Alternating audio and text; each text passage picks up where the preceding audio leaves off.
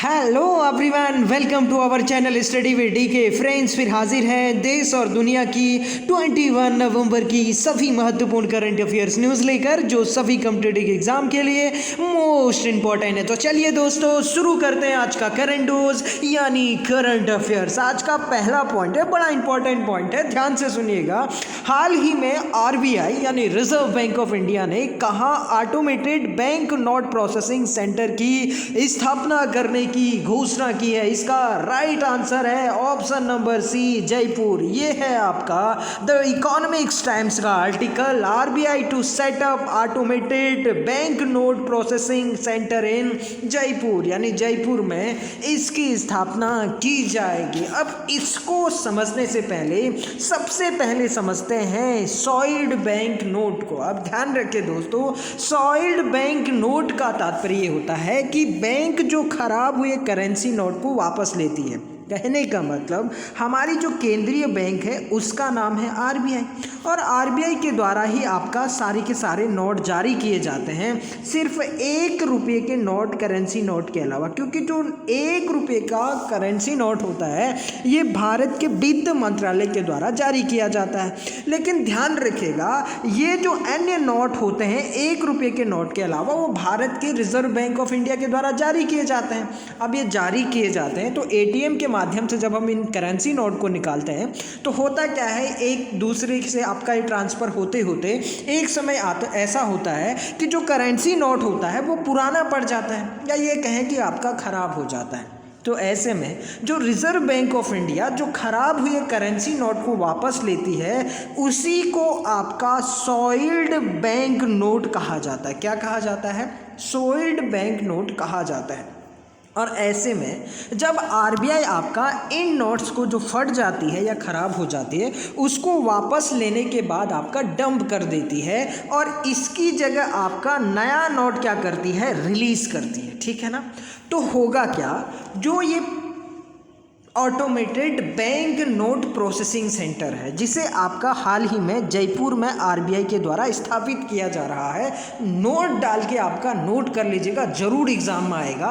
तो ध्यान रखिएगा दोस्तों, इस सेंटर के तहत जो पुराने नोटों को डंप हम लोग करते थे वो आपका यहाँ पर किया जाएगा, और वहीं से आपका जो नए करेंसी नोट उसके स्थान पर, यानी आपका आरबीआई के द्वारा जो डंप किए गए हैं जो पुराने करेंसी नोट है उनके स्थान पर आपका इस मशीन के द्वारा नए नोट, यानी आपका इसके स्थान पर इशू किए जाएंगे। यानी कहने का मतलब आपका जो आरबीआई के द्वारा automated bank note processing centre है जो जयपुर में आपका जो है स्थापित करने की घोषणा कर रखी है, इसके तहत आपका पुराने नोटों को डंप किया जाएगा और वहीं से आपका उसके स्थान पर नए नोटों को आपका इशू किया जाएगा। तो ध्यान रखिएगा, भारत में ये पहला आपका जो है automated bank note processing centre है जो आपका जयपुर में स्थापित किया गया है। इस पॉइंट को आप अच्छे से ध्यान रखिएगा। बढ़ते हैं अपने नेक्स्ट पॉइंट की ओर। नेक्स्ट पॉइंट भी बड़ा इंपॉर्टेंट है। गोवा मुक्ति दिवस प्रत्येक वर्ष किस तिथि को मनाया जाता है? ये मनाया जाता है आपका 19 दिसंबर को। अब क्यों मनाया जाता है बहुत अच्छे से जानते हैं। सबसे पहले तो ध्यान रखिएगा, होता क्या है, भारत में सबसे पहले पुर्तगीज आते हैं, यानी पुर्तगाली भारत में आपका सबसे पहले आते हैं। अगर बात करें आपका जो है पश्चिमी देशों की, तो ठीक है ना। होता क्या है, 1498 में यानी 1498 में वास्को डी गामा, एक जो पुर्तगाली आपका नाविक होता है, ये सबसे पहले कालीकट पहुंचता है, यानी केरल के तट पर कालीकट पहुंचता है। ठीक है ना। और भारत आने वाला ये पहला क्या होता है, विदेशी यात्री होता है। इस पॉइंट को भी आप याद रखिएगा। इसी के द्वारा आपका 1498 में भारत की खोज की जाती है। ठीक है ना। इस पॉइंट को भी आप नोट कर लीजिएगा। अब ध्यान रखिए, होता क्या है, जब आपका यहाँ पर वास्को डी गामा आता है, तो वास्को डी गामा को यहाँ के मसालों के ट्रेड से 60 गुना फ़ायदा होता है। कितना फ़ायदा होता है? 60 गुना होता है। उसमें प्रमुख था आपका काली मिर्च। काली मिर्च के व्यापार से आपका इसको बहुत ज़्यादा प्रॉफिट होता है। और जब ये आपका कहाँ जाता है? यूरोप जाता है, कहने का मतलब पुर्तगाल जाता है। तो वहाँ के लोग देते हैं कि भैया वास्को डी गामा तो बहुत कम समय में बहुत ज़्यादा क्या कर लिया, आपका जो है पैसा अर्न कर लिया, पैसा कमा लिया। तो ऐसी सिचुएशन में आपका पुर्तगीज जो उस टाइम पे कंपनी हुआ करती थी, सरकार हुआ करती थी, और साथ में अन्य यूरोपियन जो कंट्रीज थे उनको भी धीरे धीरे क्या होने लग गया, ऐसी सिचुएशन में लालच बढ़ने लग गया। तो वो भारत की ओर बढ़ते हैं और भारत में अपनी कंपनी की स्थापना करते हैं। तो होता क्या है कि आपका 1510 में, कब आपका 1510 आपका एडी में पुर्तगाल के द्वारा जो पुर्तगीज का एक गवर्नर होता है, ठीक है ना, जिसे आपका भारत में पुर्तगीज ईस्ट इंडिया कंपनी की स्थापना का श्रेय दिया जाता है या पुर्तगीज साम्राज्य का संस्थापक माना जाता है, उसका नाम था अल्फांसो द अल्बुकर्क। क्या नाम था आपका? अल्फांसो द अल्बुकर्क इस व्यक्ति का नाम होता है। ये आपका माफ करेगा, पुर्तगीज आपका वायसराय होता है। अब ध्यान रखिएगा, 1510 में इसके द्वारा गोवा पर अधिकार कर लिया जाता है। किसके द्वारा? अल्फांसो द अल्बुकर्क के द्वारा। अब ध्यान रखिएगा, उस समय आपका बीजापुर के शासक आदिल शाह यूसुफ का यहाँ पर शासन होता है, लेकिन आदिल शाह यूसुफ से छीन कर ये आपका गोवा पर क्या कर लेता है? अधिकार कर लेता है। और उसके बाद गोवा को ये अपनी राजधानी बनाते हैं। यानी कहने का मतलब उसके बाद व्यापार का पुर्तगीज का जो सेंटर बनता है, जो केंद्र बनता है, वो बनता है आपका गोवा। इस पॉइंट को आप अच्छे से ध्यान रखिएगा। अब ध्यान रखिएगा, 1510 से लेकर, कब से लेकर? 1510 से लेकर 1961 तक पुर्तगीज का यहाँ पर शासन रहता है। यानी 1947 में भारत आज़ाद हो जाता है, उसके बाद भी यहाँ पर पुर्तगीज का क्या रहता है? शासन रहता है। ये है आपका इंडिया का मैप। अगर महाराष्ट्र के ठीक आपका जो है यहाँ पर साइड में आप देखेंगे तो ये है आपका गोवा। छोटा सा बिल्कुल राज्य है, क्षेत्रफल की दृष्टि से अगर देखें तो भारत का सबसे छोटा राज्य है, ठीक है ना। तो ये आपका यहाँ पर पुर्तगीज का उस समय क्या होता है? शासन होता है, ठीक है ना। अब ध्यान रखिएगा दोस्तों, 1961 में भारत के द्वारा जो पुर्तगीज होते हैं उनसे कहा जाता है कि भैया आप क्या करिए, पुर्तगीज को छोड़ दीजिए, भारत का पार्ट है, भारत का अंग है। लेकिन होता क्या है, उसमें पुर्तगाली जो गवर्नर होते हैं जिनका नाम होता है मैनुअल एंटोनियो, ठीक है ना। क्या नाम होता है? मैनुअल एंटोनियो, ठीक है ना। इनके द्वारा ये कह दिया जाता है कि नहीं, आपका जो हमारा गोवा पर अधिकार है, हम इसे नहीं छोड़ सकते। तो उस समय भारत के जो प्रधानमंत्री होते हैं वो होते हैं पंडित नेहरू, ठीक है ना। ये आपका एक गोवा को पुर्तगीज से मुक्त करने के लिए एक ऑपरेशन चलाते हैं, जिस ऑपरेशन का नाम होता है ऑपरेशन विजय। क्या नाम होता है साथियों? ऑपरेशन विजय इसका नाम होता है। इसके तहत आपका 18 दिसंबर 1961 को, कब आपका 18 दिसंबर 1961 को गोवा पर भारत की तीनों सेनाओं को आपका भेजा जाता है। वायुसेना भी यानी एयरफोर्स, नेवी यानी जल सेना, और आर्मी यानी आपका थल सेना, इन तीनों को भेजा जाता है। और 36 घंटे के अंदर यानी आपका 18 दिसंबर से लेकर 19 दिसंबर के अंदर पुर्तगीज को यहाँ से खदेड़ा जाता है। और पुर्तगीज आपका हथियार डाल देते हैं भारत के सामने और स्वीकार कर लेते हैं कि हम लोग आपका गोवा को क्या कर देंगे? छोड़ देंगे। और ऑपरेशन विजय के तहत 19 दिसंबर 1961 को, कब आपका दोस्तों? 19 दिसंबर 1961 को भारत के द्वारा गोवा को मुफ्त कर लिया जाता है। यानी कहने का मतलब इससे पहले जो पुर्तगीज का अधिकार था उस पर आपका भारत के द्वारा नियंत्रण प्राप्त कर लिया जाता है गोवा पर। इसी के उपलक्ष्य में आपका प्रत्येक वर्ष गोवा को जो हमने मुक्त किया था ऑपरेशन विजय के तहत 19 दिसंबर 1961 को पुर्तगालियों से, उसी के उपलक्ष्य में प्रत्येक वर्ष आपका गोवा मुक्ति दिवस मनाया जाता है। इस पॉइंट को आप अच्छे से ध्यान रखिएगा। आई होप दोस्तों आपको सारी की सारी बातें समझ में आई होगी। अगर ध्यान ध्यान रखिएगा इस पॉइंट को, कभी इस तरीके से सवाल पूछा जा सकता है कि पुर्तगीज का गोवा पर कितने वर्ष शासन रहा। तो ध्यान रखिएगा 1510 AD से, यानी 1510 ईस्वी से लेकर आपका कब तक शासन रहता है, 1961 तक। तो लगभग आपका 450 साल, कितना आपका 450 साल, 450 ईयर्स आपका गोवा का, यानी कहने का मतलब जो अधिग्रहण किया जाता है या शासन किया जाता है वो आपका यहाँ पर पुर्तगीज के द्वारा किया जाता है। इस पॉइंट को आप अच्छे से ध्यान रखिएगा। आई होप आपको सारी की सारी बातें समझ में आई होगी। बढ़ते हैं हम अपने नेक्स्ट पॉइंट की ओर। नेक्स्ट पॉइंट है बड़ा इंपॉर्टेंट है, ध्यान से सुनिएगा। हाल ही में प्रोजेक्ट लूना, दोस्तों ये लून नहीं है, एक्चुअली में लूना है, यहाँ पर गलती से आपका नाम है आ की मात्रा लगाना हम लोग भूल गए, तो ध्यान रखिएगा। हाल ही में प्रोजेक्ट लूना खबरों में था। यह किस कंपनी का प्रोजेक्ट है? ये है आपका गूगल कंपनी का प्रोजेक्ट। अब क्या है इसको हम लोग समझते हैं। सबसे पहले तो ध्यान रखिएगा ये जो प्रोजेक्ट है वो एक्चुअली में सुदूर इलाकों को गुब्बारों के जरिए, किसके जरिए, इस तरीके से आपका समताप मंडल, जिसे स्ट्रेटोस्फीयर कहते हैं हम लोग, वहाँ पर इस तरीके से आपका गुब्बारे लगाए जाएंगे, गुब्बारे स्थापित किए जाएंगे और इसी के तहत आपका एक वायरलेस कम्युनिकेशन इंटरनेट प्रदान किया जाएगा। क्या किया जाएगा? आपका गुब्बारों के जरिए इंटरनेट से जोड़ने के मकसद से बनी एक वायरलेस योजना है और जिसके तहत आपका इंटरनेट प्रदान किया जाएगा।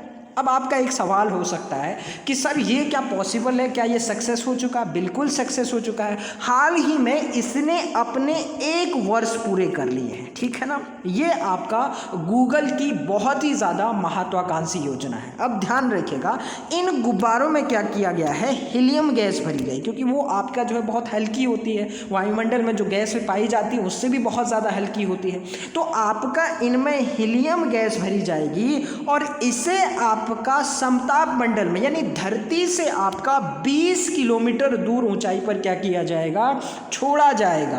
अब ध्यान रखिएगा जब इन गुब्बारों को छोड़ा जाएगा तो ये नीचे आपको शायद दिख रहा होगा, ये आपका सोलर प्लेट इस तरीके से लगे होंगे, ठीक है ना। दूसरे तरीके से इसको समझते हैं हम लोग, ये है आपका लेयर्स ऑफ एटमॉस्फेयर, ठीक है ना, जो हमारी वायुमंडल है उसकी परतें हैं। अब नीचे आपका ट्रोपोस्फीयर होता है, सबसे नीचे ट्रोपोस्फीयर, यानी जिसे हम लोग सौर मंडल कहते हैं, उसके ठीक ऊपर आपका कौन सी परत होती है, कौन सी लेयर होती है, इसी को बोला जाता है स्ट्रेटोस्फीयर, यानी आपका समताप मंडल। अब ध्यान रखिएगा इसी समताप मंडल में आपका 20 किलोमीटर की दूरी पर, यानी धरती से आपका 20 किलोमीटर की दूरी पर आपका ये गुब्बारे क्या किए गए हैं, छोड़े गए हैं और इनमें आपका इस तरीके से सोलर भी लगाए गए, ठीक है ना।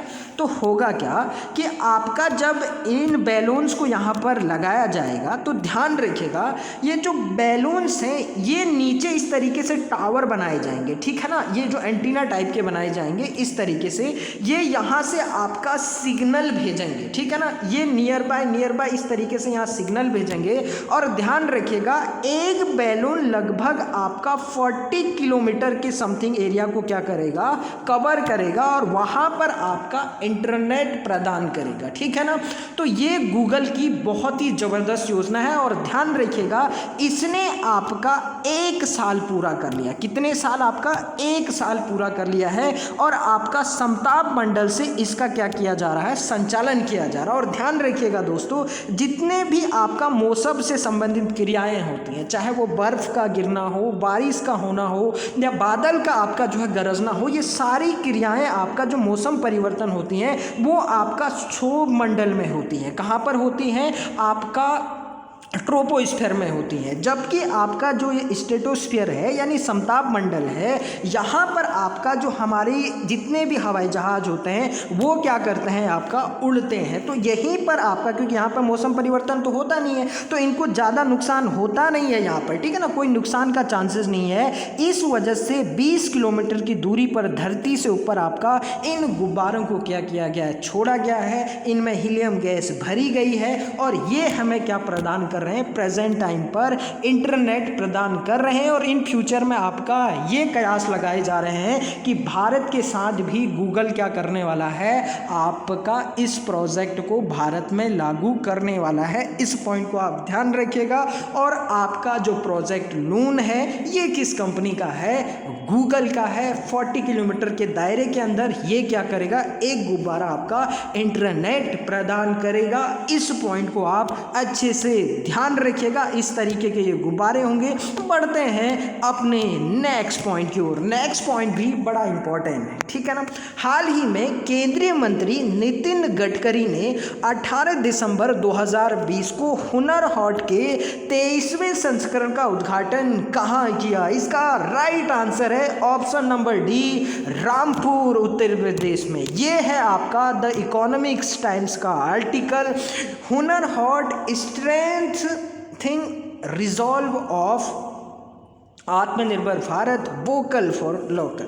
ये आपका जो है, जो वर्तमान में अल्पसंख्यक मंत्री हैं, कहने का मतलब आपका सेंट्रल माइनॉरिटीज़ मिनिस्ट्री के जो आपका मिनिस्टर हैं, जिनका नाम है आपका नकवी साहब, अब मुख्तार अब्बास नकवी। इन्होंने कहा है Hunar Haat strengthening resolve of आत्मनिर्भर भारत। अभी काफ़ी चर्चाओं में आपका आत्मनिर्भर वोकल फॉर लोकल, यानी ये आत्मनिर्भर भारत के लिए बहुत ही क्या होगा, महत्वपूर्ण होगा। ये बात किसने कही है? आपका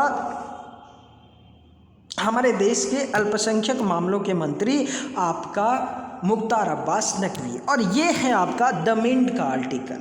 union minister Nitin Gadkari will inaugurate the 23rd edition of minority affairs ministry Hunar Haat in Uttar Pradesh Rampur on Friday through video conferencing. यानी वीडियो कॉन्फ्रेंसिंग के जरिए जो हमारे देश के आपका वर्तमान में परिवहन मंत्री हैं, जिनका नाम है नितिन गडकरी साहब, ठीक है ना। तो नितिन गडकरी साहब ने आपका इस रामपुर में आयोजित होने वाले 23वें संस्करण का, आपका जो हुनर हाट का 23वां संस्करण है, उसका क्या किया, उद्घाटन किया। इस तरीके से आप देख सकते हैं।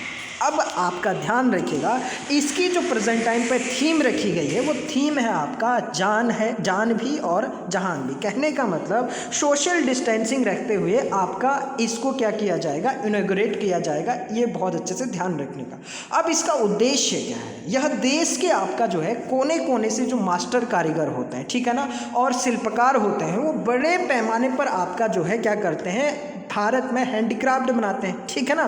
तो वो हैंडीक्राफ्ट को किस तरीके से आपका अंतर्राष्ट्रीय पहचान दी जाए और कैसे आपका उसको एक रोजगार के अवसर के रूप में देखा जाए और कैसे वो और ज़्यादा भारत में रोजगार प्रदान कर सकती है, इसी के लिए भारत सरकार के द्वारा हुनर हाट शुरू किया गया है। और आपका इसका आयोजन डिफरेंट जगह किया जाता है। और ध्यान रखिएगा, ये जो 23वां संस्करण है, इसका आयोजन किया जा रहा है रामपुर उत्तर प्रदेश में। और ये आपका जो है कराया जाता है अल्पसंख्यक मामलों के मंत्रालय के द्वारा। इस पॉइंट को आप अच्छे से ध्यान रखिएगा। इस तरीके से आपका यहाँ पर जो हुनर है वो दिखाया जाता है। इस तरीके से ये सामान बेचने के लिए यहाँ पर लोग आते हैं। इससे आपका कहीं ना कहीं नेशनल और इंटरनेशनल पहचान मिलती है। इस पॉइंट को आप अच्छे से ध्यान रखिएगा। बढ़ते हैं हम लोग अपने नेक्स्ट पॉइंट की ओर। नेक्स्ट पॉइंट है, हाल ही में इंडियन ओशियन रिम एसोसिएशन यानी IORA का 23वां सदस्य देश बना। ये बना है आपका फ्रांस। कौन बना है? फ्रांस। ध्यान रखिएगा, जो आपका IORA है यानी इंडियन ओशियन रिम एसोसिएशन है, इसका आपका 23वां देश बना है। अब ध्यान रखिएगा, ये टोटल इंडियन ओशियन को टच करने वाले देश हैं, टोटली आपका 23। इस पॉइंट को ध्यान रखिएगा। इससे पहले आपका Mozambique, Tanzania, Kenya, Maldives, Sri Lanka, Oman, Pakistan, India, Bangladesh, Myanmar, ये आपका अन्य देश जो शायद आपको मैप में दिख रहे होंगे, ये सारे देश आपका किसके मेंबर हैं? वर्तमान में इंडियन ओशियन रिम एसोसिएशन के क्या है? मेंबर है। अगर बात करें आपका इंडियन ओशियन रिम एसोसिएशन की, तो ध्यान रखिएगा, इसकी स्थापना होती है 1997 में और इसका मुख्यालय है इवेने, मॉरिशस में। इस पॉइंट को आप अच्छे से ध्यान रखिएगा। बढ़ते हैं अपने नेक्स्ट पॉइंट की ओर। नेक्स्ट पॉइंट है, हाल ही में PM मोदी ने किसे ASSOCHAM enterprise of the century award से सम्मानित किया? इसका राइट आंसर है आपका आपका टाटा ग्रुप। ये है आपका मिंट का आर्टिकल।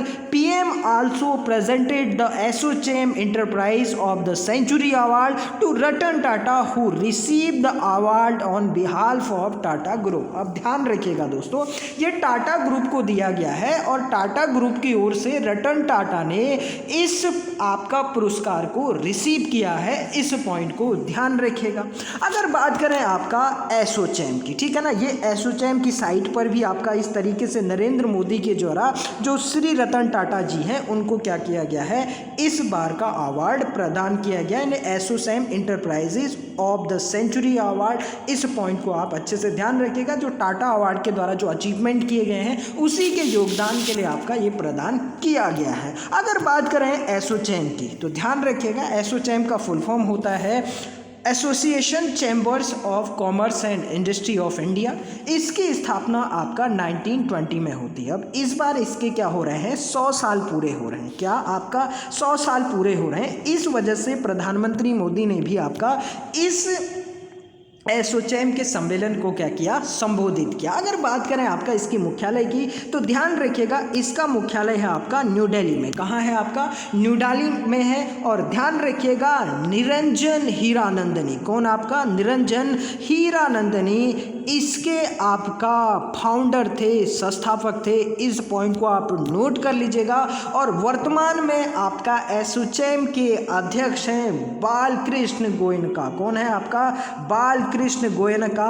इस पॉइंट को भी आप अच्छे से ध्यान रखिएगा। और आपका ये जो एसोचैम है वो एक व्यापारिक संगठन है जो भारत की वाणिज्य एवं व्यापार के हितों के लिए आपका जो है काम करता है, प्रतिबद्ध है। इस पॉइंट को भी आप ध्यान रखिएगा। बढ़ते हैं हम लोग अपने नेक्स्ट पॉइंट की ओर। नेक्स्ट पॉइंट है नाडा, NADA, ठीक है ना, यानी आपका इंटरनेशनल एंटी डोपिंग एजेंसी ने किस देश को वर्ष 2022 तक ओलंपिक सहित प्रमुख अंतर्राष्ट्रीय कार्यक्रमों में अपने झंडे के तहत प्रतिस्पर्धा करने से रोक दिया है। इसका राइट आंसर है आपका रशिया। इस पॉइंट को आप अच्छे से ध्यान रखिएगा। ये है आपका द न्यूयॉर्क टाइम्स का article, Russia doping ban is cut to the largely symbolic 2 years, 2 साल के लिए इस पर प्रतिबंध लगा दिया गया। अब ये प्रतिबंध क्यों लगाया है दोस्तों, एक्चुअली में होता क्या है कि बहुत से खिलाड़ी आपका खेल के दौरान अपनी पावर को बढ़ाने के लिए, अपनी स्टेमिना को बढ़ाने के लिए आपका क्या करते हैं, कुछ ड्रग्स का यूज़ करते हैं, ठीक है ना।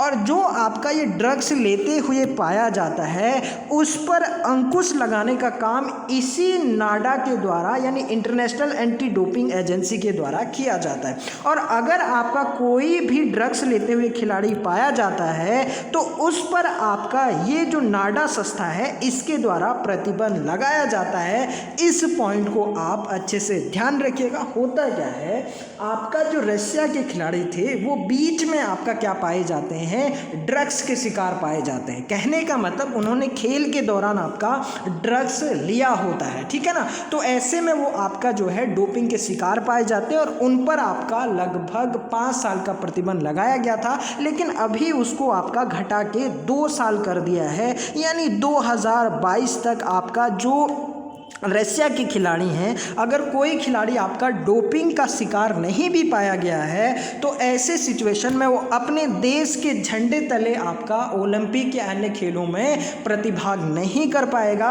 बल्कि आपका वह विश्व ओलंपिक समिति का जो झंडा है उसी के तले आपका जो रशिया के खिलाड़ी हैं वो प्रतिभाग कर पाएंगे। इस पॉइंट को आप अच्छे से ध्यान रखिएगा।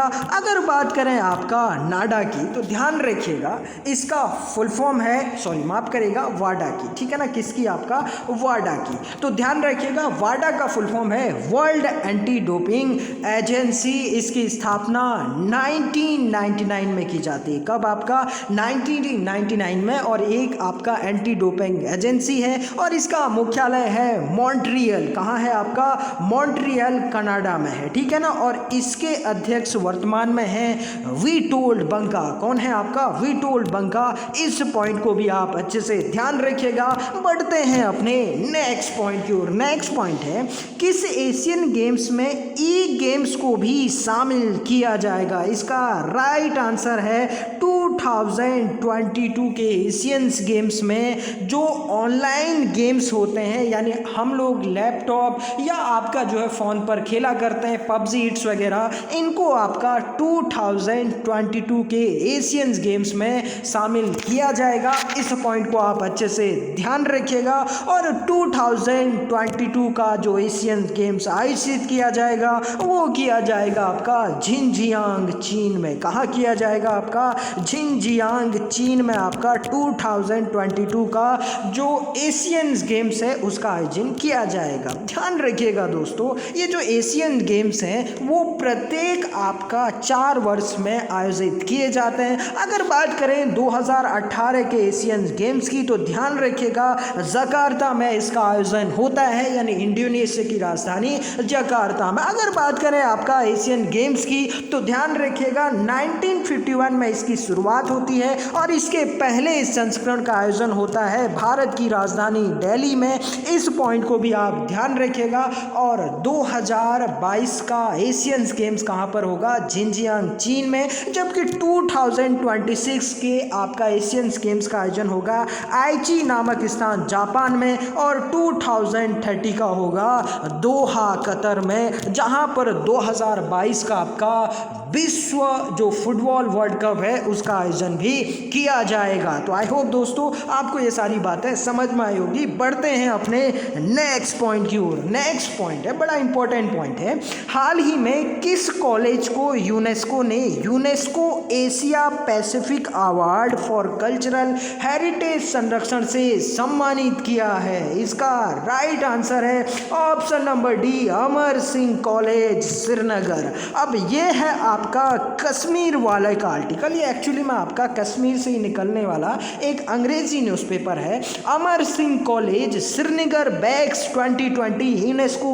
Asia Pacific award. अब ध्यान रखिए दोस्तों, इन्होंने अपना जो श्रीनगर आपका क्या है अमर सिंह कॉलेज है, इसको बहुत अच्छे तरीके से प्रिजर्व किया है, ठीक है ना। ये हेरिटेज है, ठीक है ना। तो आपका जो है इसी के लिए इस बार का UNESCO Asia Pacific award for cultural heritage 2020 किसको प्रदान किया गया है? अमर सिंह कॉलेज श्रीनगर को। इस पॉइंट को आप अच्छे से ध्यान रखिएगा। ये सामने आपको तस्वीर दिख रही होगी, ये है आपका अमर सिंह कॉलेज श्रीनगर J&K। बढ़ते हैं नेक्स्ट पॉइंट की ओर। नेक्स्ट पॉइंट बड़ा इंपॉर्टेंट है और ध्यान रखिएगा ये पॉइंट जरूर एग्जाम में आपसे पूछा जा सकता है।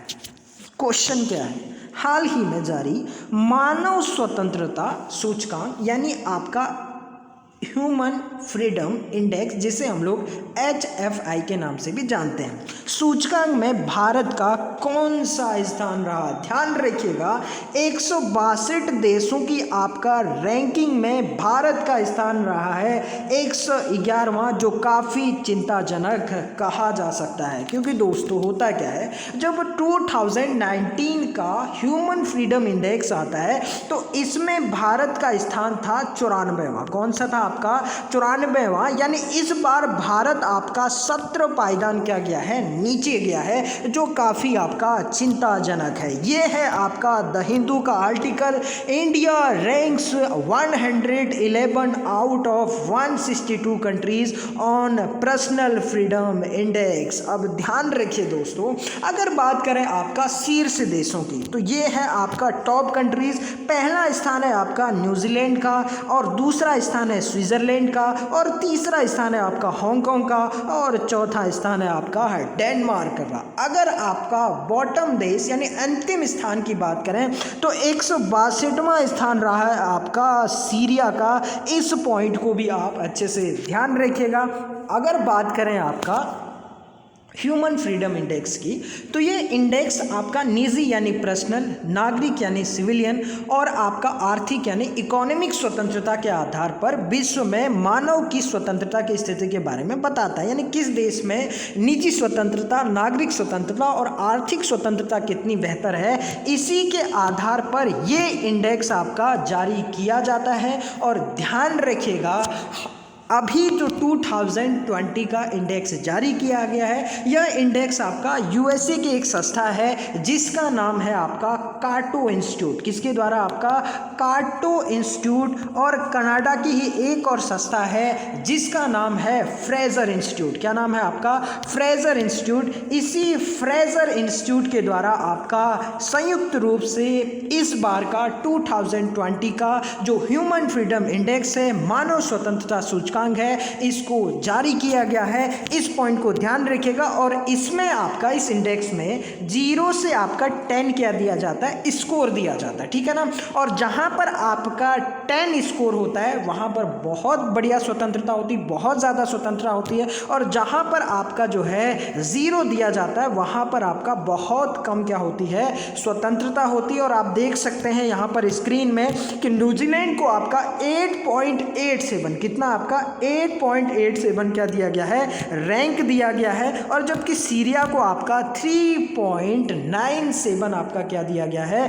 रैंक दिया गया है। इस पॉइंट को आप अच्छे से ध्यान रखिएगा, बड़ा इंपॉर्टेंट क्वेश्चन है। पहले स्थान पर कौन रहा, अंतिम स्थान पर कौन रहा, और भारत की आपका कौन सी रैंकिंग रही? 111 यानी 111वीं रैंक रही। इस पॉइंट को आप अच्छे से ध्यान रखिएगा। तो ये था दोस्तों आज की सभी महत्वपूर्ण करंट अफेयर्स न्यूज का एनालिसिस जो सभी कॉम्पिटिटिव एग्जाम के लिए मोस्ट इंपॉर्टेंट है। तो चलिए दोस्तों, फिर मिलते हैं एक नए करंट अफेयर्स न्यूज एनालिसिस के साथ। तब तक आप पढ़ते रहिए। Thank you very much. God bless you all.